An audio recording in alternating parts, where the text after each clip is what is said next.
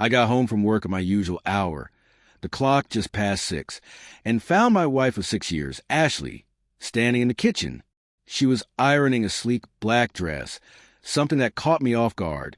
For a moment, I figured we had plans I had forgotten about, and the thought actually lifted my mood.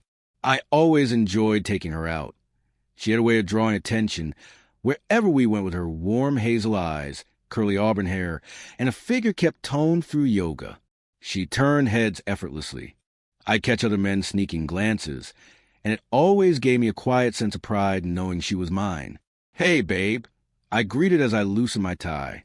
"What's the occasion?" Still focused on the iron. Her hands moving steadily over the fabric. She replied, "You won't believe who I ran into today." There was something almost giddy in her voice. "Who?" I asked, leaning against the counter. "Jake." The name made me pause, my tie half removed. It took a second to place it. "Jake, your high school ex-Jake?"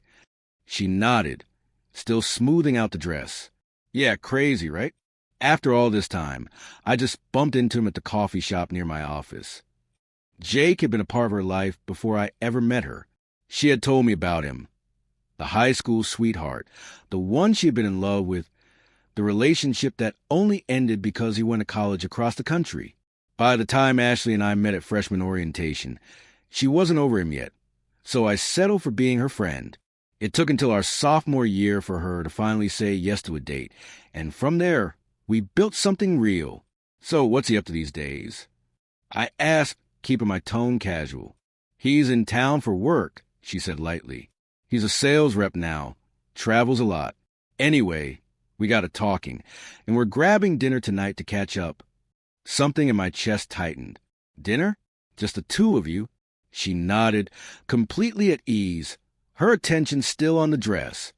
The same dress she wore when she wanted to look her best. "Dinner." I repeated, the word heavy in my mouth. "Yeah, just to reminisce," she said, finally glancing at me with a small smile. "Old high school stories, you know." I didn't return her smile. "Ash, I'm not thrilled about this. You're going out alone with an ex. It just doesn't feel right. What if I want to come along?" She let out a soft sigh, setting the iron down. "Oh, Michael, it's not like that. It's not a date. I just didn't think you'd want to sit there listening to us talk about things from before we even met. You'd be bored." "Bored or not, I'm your husband," I countered. "It's not about boredom. It's about how it looks, how it feels. A married woman going out with her ex, just the two of them. It's not right. Imagine if I told you I was grabbing dinner with Lauren from college and said you couldn't come." She rolled her eyes. "I trust you because I know you love me. This is nothing, Michael. You're overreacting." "Am I?" I shot back. "You're ironing that dress, your sexy little black number. For what? If it's just old friends catching up, why not keep it casual?" Her jaw tightened. "I like looking nice when I go out. It's not a big deal. You're acting like you don't trust me." "It's not about trust," I said, my voice firm. "It's about respect. I'm not okay with this. Ashley, either I come with you or you don't go." That set her off. "You're not my dad, Michael," she snapped. "I'm a grown woman. I'm going, and you don't get to stop me." She grabbed the dress and stormed off to our bedroom, slamming the door behind her. I stood there in the ringing silence before grabbing a soda from the fridge and sitting at the table. We had always talked things through, always worked things out, but this was different. This was her drawing a line and stepping over it. Later, when she came out, she looked stunning. The dress hugged her in all the right places. Her hair swept up with the kind of effort that wasn't for a simple dinner. She paused by the table, leaned in, and pressed a soft kiss to my cheek. "We'll talk when I get back, okay?" she said gently. I was in the mood for gentle. "We've talked," I said, staring at the can in my hands. "You've made it clear my feelings don't matter. Go do what you want. Just don't expect me to be fine with it." Her expression hardened. "I'm not sleeping with him. You jerk. It's dinner." She spun on her heel and walked out, the door slamming shut behind her. I went to bed early, trying to block out the thoughts swirling in my head. Where she was, what they were laughing about. Around 10, I heard her come in. She went straight to the bathroom, showered like always, then slid into bed beside me. Her skin brushed against mine as she whispered, "Hey, babe, how about some makeup sex?" I turned to face her, my voice flat, not really feeling it. "Ash, I'd just be wondering if you're thinking about him." She huffed. "What? You think I got all hot and bothered with Jake and came home to you? Did you?" I asked, keeping my tone even. "No," she stammered. "I'm saying I'm here with you because I love you. Why can't you see that?" "Because you don't see why this bothers me," I said, sitting up. "I'm your husband. My feelings used to matter to you. Now it's like Jake's back and I'm just in the way." She went quiet, eyes dropping. "You're right," she finally admitted, her voice small. I got caught up seeing him again. "I'm sorry. Can you forgive me?" She looked up at me, hazel eyes pleading. I sighed, pulling her close. "Yeah, I forgive you. That night we made love, and I thought it was over. I let it go, convinced we had moved past it. 2 weeks later, she called from work. "Hey, I've got to stay late tonight. Special project," she said. I paused, my soda halfway to my lips. "Late, huh? On a Wednesday?" "Yeah, just some deadlines," she replied as breezy as ever. I nodded to myself. Wednesday, the day Jake supposedly came into town for work. "All right," I said. "See you later." But after I hung up, that old unease crept back in. I told myself I was being paranoid, but I needed to know. So I stopped by her office, bringing burgers as an excuse. I signed in, rode the elevator up, and knocked on the glass door. Through it, I saw her at her desk, papers spread out, looking focused. When she spotted me, she smiled, warm and genuine. "Hey, babe," she said, unlocking the door and hugging me. "What's this?" "Thought you might be hungry," I said, holding up the bag. "That's so sweet," she beamed. "Let's make it quick, though. I've got a lot to do." We ate in 15 minutes, chatting about our days. When I kissed her goodbye and left, I felt a little foolish for doubting her. Maybe that dinner with Jake had been a one-time thing. But 2 weeks later, she called again, another late night, another. Wednesday, I want to believe her, but I wasn't sure I could for months later on a Friday night. I found myself at a local steakhouse for one of those twice-a-year gatherings, Christmas and June. I wasn't particularly close with many people there, just a few familiar faces I mingled sipping on a soda, making small talk with spouses and coworkers. That's when I met Karen, an older woman with sharp eyes and a non-nonsense vibe. I'm the office manager. She said, shaking my hand, "I handle the extra assignments." I smiled, keeping things L. "So you're the one keeping Ashley late, huh, making my nights a little loner." She tilted her head, looking puzzled. "What do you mean, I said, casually, "Those special projects. She's been staying late for a couple of times a month." Karen's brow furrowed. "I haven't given Ashley any projects lately. We've had a few. But those went to others. She stayed late. Sometimes, sure. But that's usually to catch up after long lunches or errands."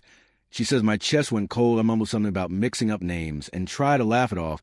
But my mind was racing. Long lunches, no projects. I had taken her at her word like a husband should. And now I felt like an idiot. Those Thursday nights started looking different. Maybe Jake had switched days. Maybe they knew I was checking through. Me off, or maybe I was just paranoid.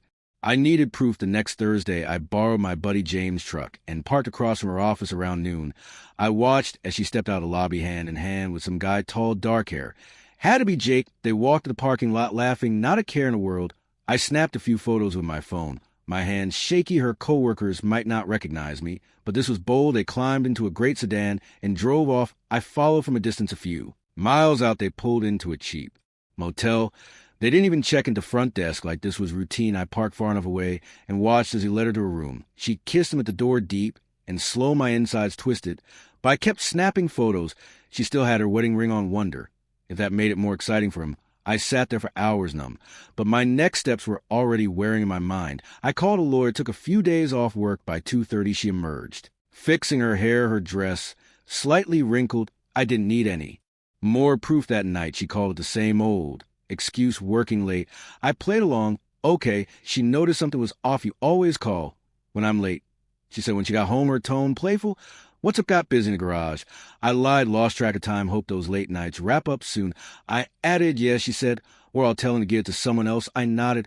already knowing that next time would be the last. I had already split our savings, set things in. Motion, I wasn't following her again. I had everything I needed the next Thursday. I let her call, come and go, ate takeout without tasting it. Then I started packing, just my clothes, my gear. Everything else was hers, or stuff I didn't want by 7 o'clock. I was ready. Ashley walked in at 7:25, all smiles like nothing had changed. "Hey, babe," she said, setting her purse down.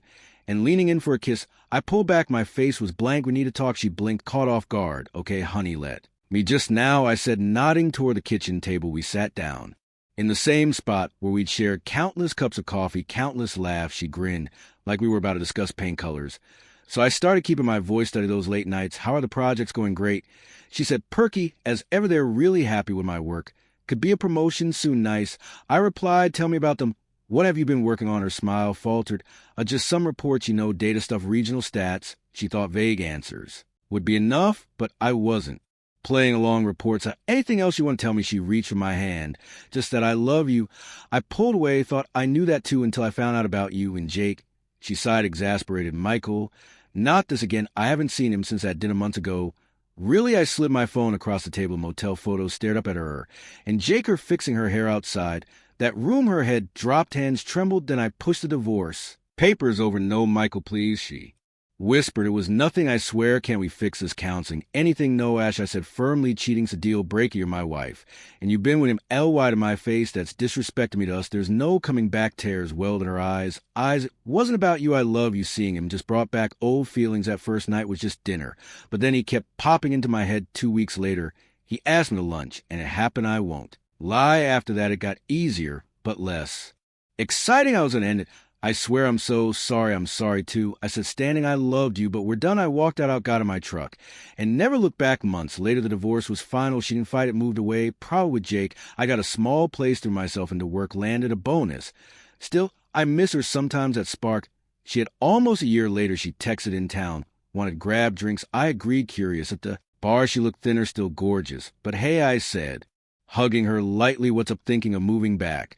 She said, sipping her wine. "Miss it here, Jake." "Cool with that." I asked, no edge in my voice. "We're done." She said, "He was cheating on me too, had other women on his route. Never stopped some husbands, roughed him up. He bolted after the hospital. No clue where he is. That's rough." I said, meaning it karma. I guess." She gave a dry laugh. "I'm job hunting.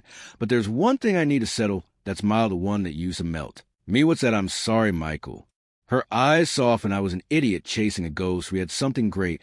I still love you. Any chance we could try again?" Before I could answer, the door swung open. A woman in a green dress strode over, dropped her bag on a chair, and kissed my cheek. "Sorry, I'm late, babe," she said, grabbing the rum and Coke. I'd ordered her meeting, ran long. Ashley's face fell. "Some good stuff, I hope." "Mostly." Olivia said, laughing. "He speaks well of you, except the end bit. Guess that's normal." Ashley's eyes glistened. "He's a good guy," she said thickly. "Hang on to him. Don't mess up like I did." "Oh, I will," Olivia replied, flashing her ring. "Dat set." Ashley stared at it, deflating. "Congrats," she murmured.